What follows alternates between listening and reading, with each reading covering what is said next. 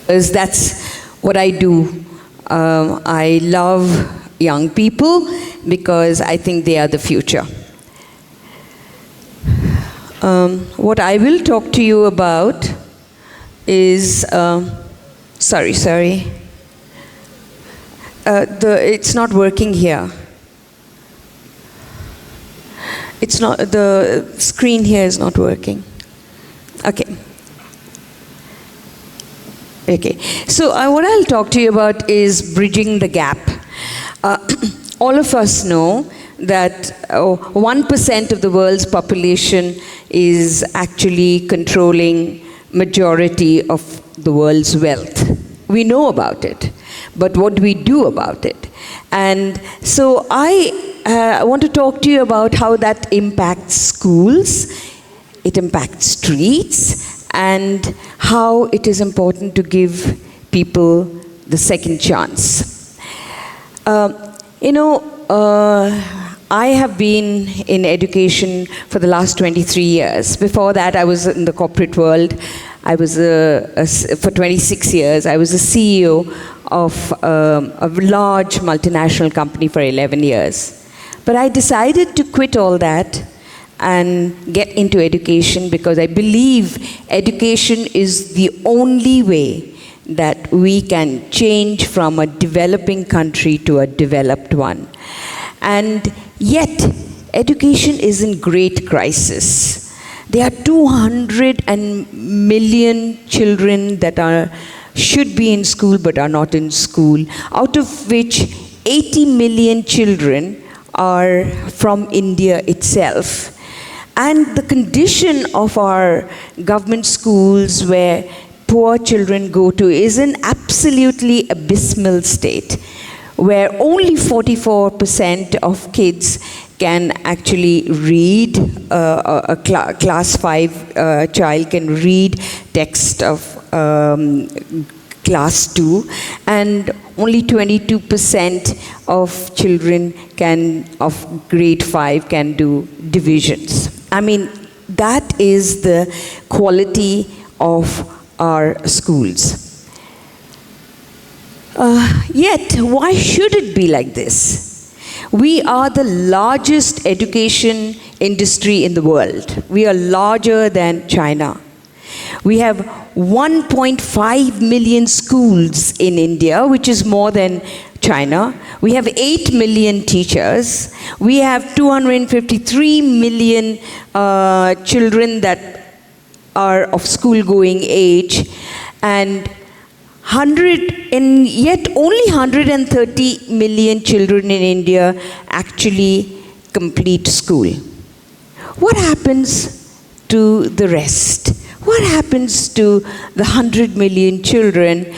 They become unknown. They disappear. And I started my endeavor of trying to unearth those children and do something about it. So I think the real issue here is how the slums are increasing from year to year. There are about, I remember when I started my NGO 21 years ago, there were 850 slums in Bangalore. This is the Silicon Valley of India. And today, there are more than 2,000 slums in Bangalore, which is a bit of a surprise, but that's a reality. And more than 10% of the city's population lives in slums.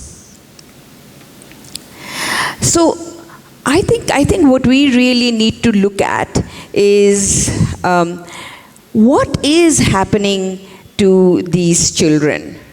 What is, we need to actually understand the condition of the schools, condition of schools for children that come from slums. We need to understand what is the real picture in the slums. we've seen photos, we have seen films, Slumdog Millionaire, but that's not the reality. That's not the real picture. And I started studying slums. I started spending time in slums. And I have come out with what I believe is the anatomy of the poor. So my experience has been very different.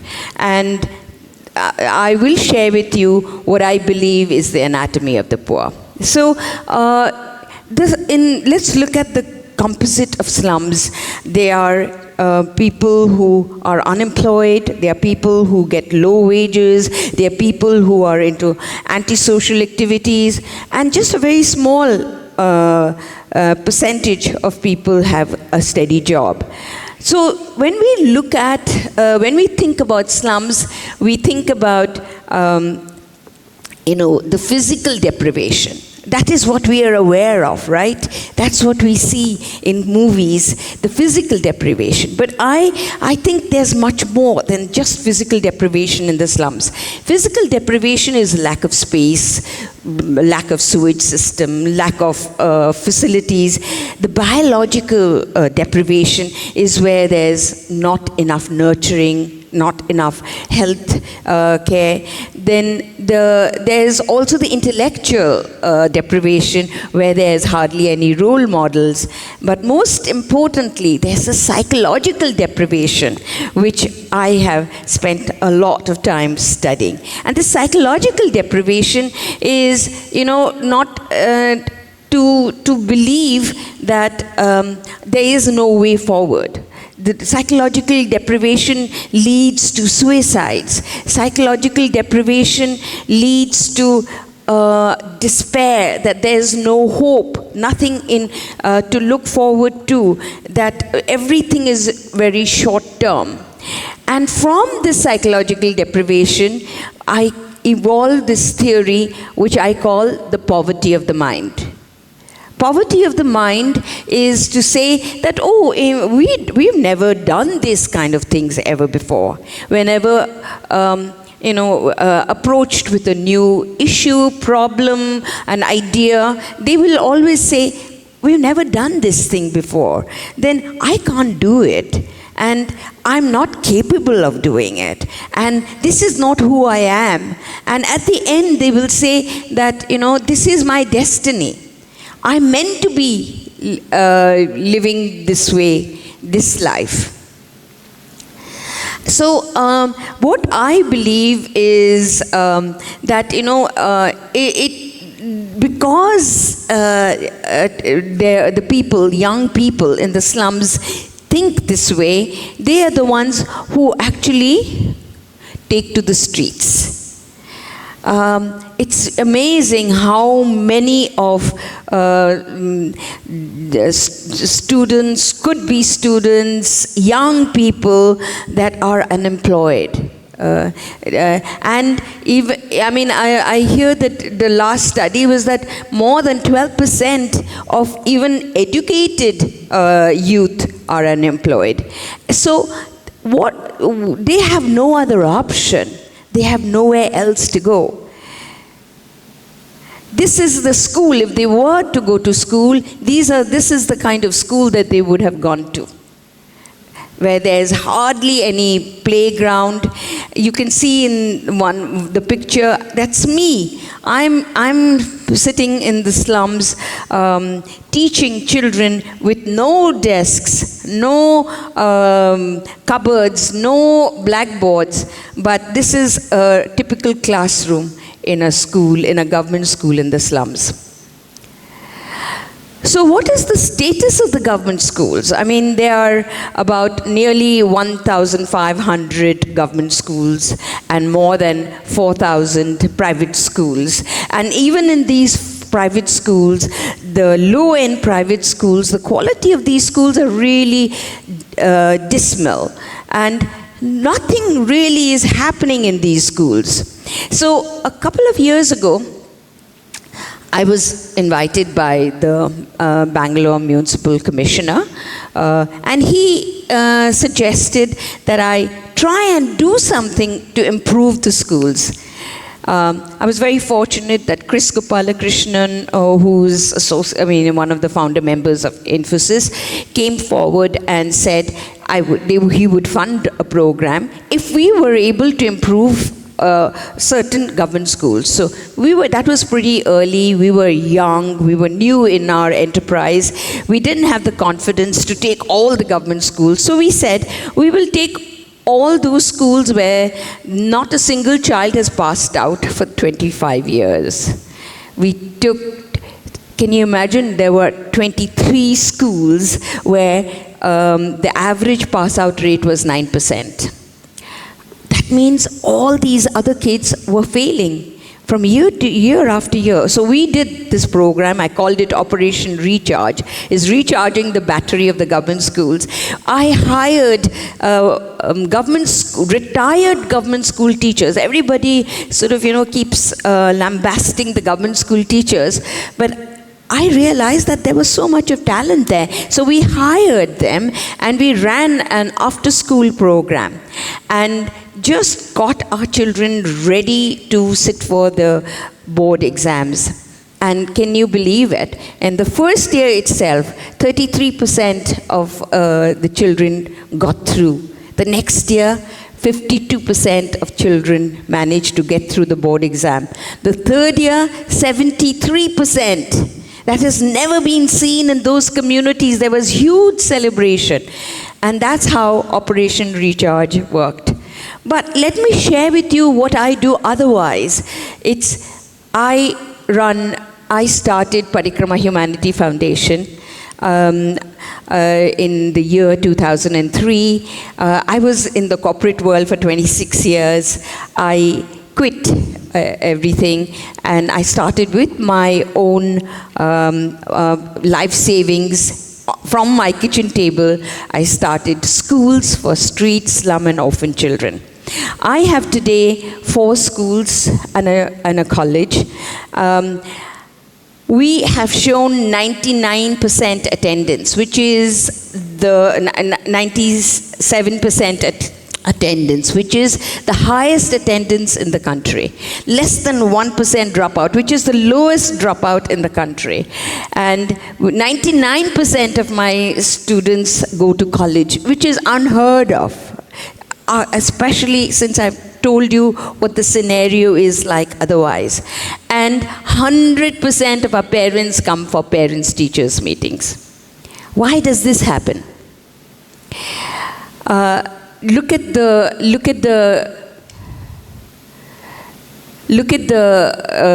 difference between the board exam results of Parikrma, which is in green, as compared to government schools in red. Our children, Parikrma students, I have 1,700 of them that have graduated, and I have software engineers in Cisco, in Infosys, in Accenture. I have lawyers. I have students that have graduated from National Law School. I have students that are studying at IIM Bangalore. I have students that are chartered accountants. They were all from the slums. I have students who are in London, students that are running fitness academy in Bangkok. I have students who are running a boutique restaurant in Dublin. So our kids are breaking out boundaries, going beyond any kind of barriers, just because of the way we teach. Hi, I'm Kriti Murtappa. I was a student of Parikrma and currently I'm in my final year of Bachelor's of Commerce. I think through the years we've seen how difficult it has been for women to prove themselves and their ability. And I think where we went wrong is we tried proving ourselves equal to men, and we made men our benchmark, and that's where we went wrong. I think we're way better than them, and we can realize that only when we work to the fullest of our potentials, and we might probably end up being way better than a lot of men we know and a lot of people in general. And so what I've realized in time is that I'm going to set my own standards. I'm going to try and work hard to reach my fullest potentials. So only then will I be able to look look at the path that I've walked and say, I've made my choices, I've taken my decisions, and all of this while keeping in mind my happiness, my interests. So there'll be no regret at the end of the day. So this is what I'll be calling my success. So we have been able to take out the poverty of the mind because we have given children confidence, and they feel equal to anyone. And that is the eradication of the poverty of mind. So none of the students that have graduated from Parikrma continue to stay in the slums anymore. So this is a program that we began. This is Second Chance. This is a program that we began for those kids that were not academically inclined, those kids that seem to have some learning difficulties. And we normally in private schools, these kids are asked to leave because the private schools do not want the grades to get affected by their failures, and they are likely to fail in a normal situation. But what we do is we've started a different division called the Next Step Center for Learning, and they get one-to-one attention, and they are doing brilliantly. I have a child from the Next Step who was written off in the regular curriculum, is now studying in the US and doing very well, as taking on leadership roles. Just goes to prove a little bit of attention, a little bit of nurturing, a little of love and care makes a lot of difference. I have kids who are sometimes pulled out for early marriages or because of family conditions. I have a program called Come Back Program, where we get all those kids who could not complete their school or college, and we get them back, and we get them enrolled in private institutions, get them to we organize tutoring for them, and they are now actually sitting and doing well in exams. So here's Teresa with her little daughter who's just graduated. So what are the Parikrma beliefs? We believe in equality. We believe there should be social justice. We believe that there has to be equity, absolute gender equity, all kinds of equality that is open to us, and that we're being deprived of. We believe love is the best learning medicine, because if you treat children with love and nurturing, they will do well. We believe we need to expose our children to diverse environment and get them ready for the external world. We believe in dignity, because we believe children and their parents, irrespective of which kind of background they come from, what kind of orientation they may have, what kind of religion they may practice, they need to be treated with dignity. We believe that we need to be liberal. Education opens up minds. We need to be liberal, and of course we need to be secular, because in a country like ours, every single citizen is important, and therefore we give them an equal platform for progress and development. Hi, I am Meghashri, and I am currently working as a research assistant at IIIT Bangalore. I was at Parikrma between 2003 and 2016, and that was quite a long time. I started my school life at Parikrma and was here until my 12th. So it's been a long journey for me, and definitely one of the best learnings of my life and takeaways have been from Parikrma in everything that I am today and where I am today. When I was a kid at Parikrma, I think I am a psychologist by profession, by the way, and so when I was a kid at Parikrma, I see that, in a world where mental health is widely talked about in recent times, Parikrma had started incorporating that in curriculums and talking to the students at a very early time, because students here come from underprivileged backgrounds and we need a lot of emotional support, right? I think it's at that age, probably when I was in my 5th or 6th grade, I started thinking about how important it is to always have somebody that you can look up to, that you can talk about, with without having to fear about what you have to say in what is in your mind. Something that always said, and I said, okay, this is something that interests me, and I went on to pursue my psychology from Christ University, and then now working as a research assistant. And my specialty is basically in the gig economy. I talk to platform workers in affiliation with the Oxford University. So my specialization lies about labor law, education policies, and so on. So something that really intrigues me from Parikrma is that over the years, if there's something that I've really learned in Parikrama, especially as a woman, is that, or as a core value I can say, is that to be honest to yourself, to be honest in everything that you do, and to be honest to those around you. Because when you're honest about what you do and how you do and the approach that you have, you become fearless, right? And that approach, I think, pretty much has molded me into becoming an independent woman, and to think differently and to do differently in everything that I do today. And Parikrama has always encouraged me. When I was in school, I used to grab every opportunity that came at my doorstep, and I always said, I want to be a part of this activity happening here, I want to be a part of this workshop happening here, and I was always open to learning. And I think somewhere down the line, this learning has taught me that it is important for women to be educated, it is important for women to have their own voice and to stand up for what we believe in everything that we do. Because when that happens, that is when you stand out differently, right?